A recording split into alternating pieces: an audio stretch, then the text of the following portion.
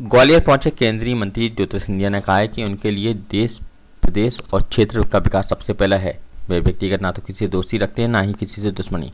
उनके परिवार का इतिहास रहा है कि उन्होंने क्षेत्र के विकास और प्रगति के लिए हमेशा अपनी सकारात्मकता प्रदर्शित की है। शनिवार को ग्वालियर पहुंचे केंद्रीय मंत्री सिंधिया पत्रकारों के उस सवाल का जवाब दे रहे थे, जिसमें उनसे पूछा गया था कि कांग्रेस नेता एवं सांसद राहुल गांधी से उनकी वर्षों पुरानी दोस्ती का असर उनका भाजपा में आने के बाद चुनाव पर पड़ेगा या नहीं। इस पर उन्होंने कहा कि वे किसी से दोस्ती दुश्मनी विश्वास नहीं रखते। एक तरह से उन्होंने कांग्रेस नेता या राहुल गांधी पर सीधे तौर पर बोलने से बचने की कोशिश की।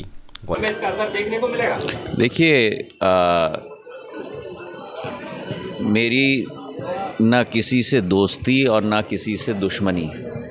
सिंधिया परिवार का इतिहास अगर आपने देखा हो, जो शायद आपने देखा होगा, हमारा एक ही मकसद है और वो है जनसेवा, वो है विकास और वो है प्रगति।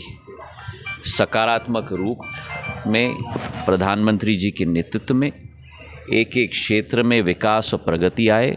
अव्वल पंक्ति में हमारा प्रदेश, हमारा जिला और हमारा देश।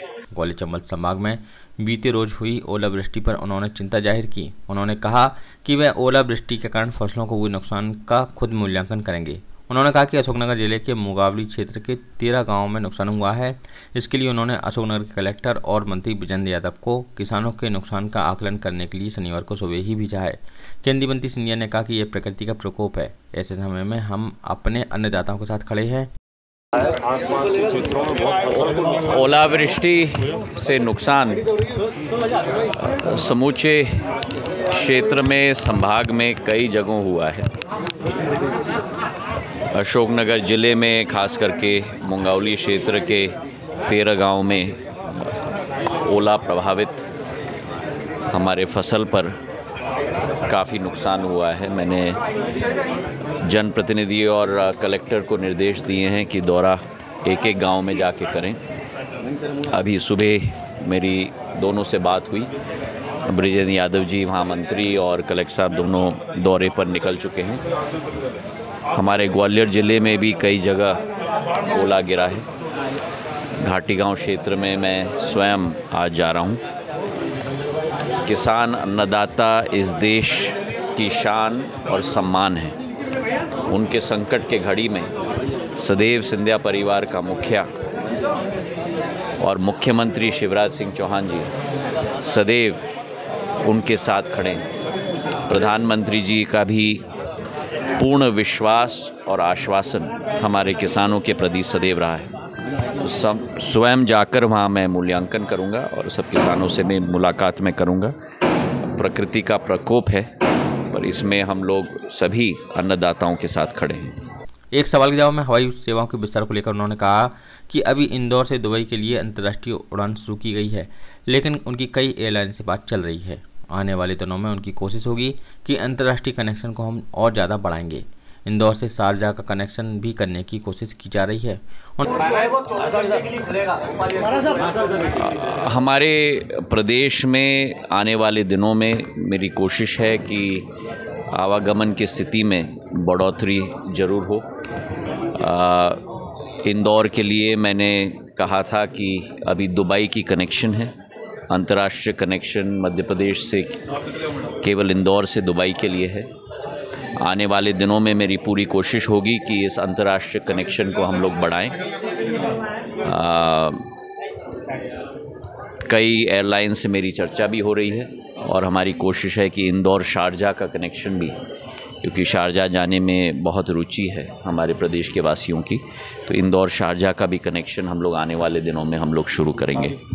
उन्होंने कहा कि वाइब्रेंट विलेज के दौर से वे हाल ही में पूर्वोत्तर राज्यों सिक्किम, अरुणाचल प्रदेश, उत्तराखंड के इलाकों का दौरा करके लौटे हैं। उन्होंने कहा कि मात्र 300 और 400 की आबादी वाले धरहाली गाँव में केंद्र की प्रधानमंत्री उज्ज्वला आवास योजना, हर जल नल जल योजना सहित महिला स्वयं सहायता समूह योजना बेहतर तरीके से क्रियान्वित हो रही हैं। उन्होंने एक पूर्वोत्तर के गांव धराली का उल्लेख करते हुए कहा कि वहाँ प्रभा और दीपा जैसी 25 महिलाओं का समूह सेब के विनेगर तथा अन्य उत्पाद बना रहा है। इसका मतलब है कि भारत का विकास ग्रामीण स्तर तक हो रहा है। यह केंद्र और राज्य सरकार की डबल इंजन का कमाल है। प्रधानमंत्री नरेंद्र मोदी के निर्देश पर सभी 70 मंत्री वाइब्रेंट विलेज योजना के तहत गाँव का दौरा कर रहे हैं और वहाँ रात गुजार कर केंद्र और राज्य सरकार की योजनाओं की हकीकत जानने और समझने की कोशिश भी कर रहे हैं।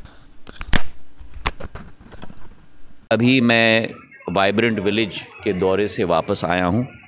उत्तराखंड के सीमावर्ती इलाके धराली गांव में जो चीन की सीमा पर रहता है, उस गांव का भ्रमण करके वहां रात्रि विश्राम करके मैं स्वयं आया हूं। प्रधानमंत्री जी ने 70 के 70 मंत्रियों को एक एक गांव में, सिक्किम में, अरुणाचल प्रदेश में, हिमाचल प्रदेश में, उत्तराखंड में, लद्दाख में स्वयं भेजा है ताकि उस सीमावर्ती गांव की विकास और प्रगति, सरकार की योजनाएं वहां पहुंच रही हैं कि नहीं, किस तरीके से उन गांवों का हम लोग विकास करें। जिन गांवों में कभी भी कोई नेता न गए हों, वहां प्रधानमंत्री ने देश के कैबिनेट मंत्रियों को भेजा है।